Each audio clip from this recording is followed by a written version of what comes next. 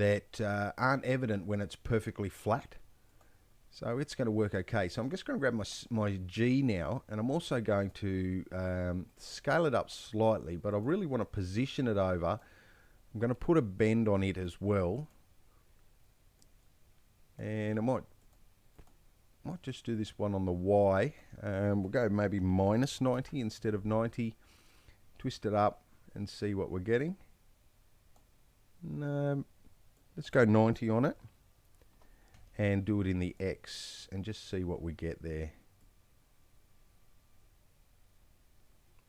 Just playing with it a little bit. You can see from a top here that I'm sort of bending it around this way. And that's probably going to do us. And now we can just position it. What I want to do is pull it slightly in front of the C.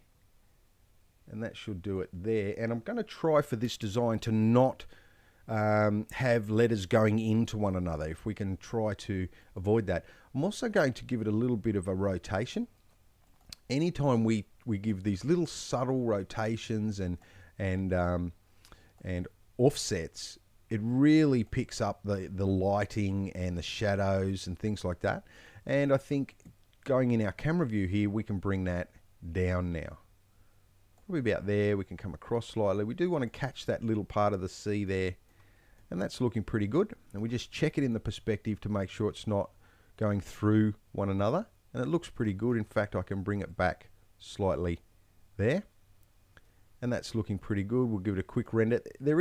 You do have to go through and sort of quick render a lot of this just to make sure that it's working okay.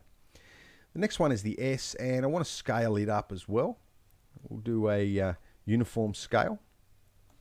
And I think for the S, what I might do is put a twist on it.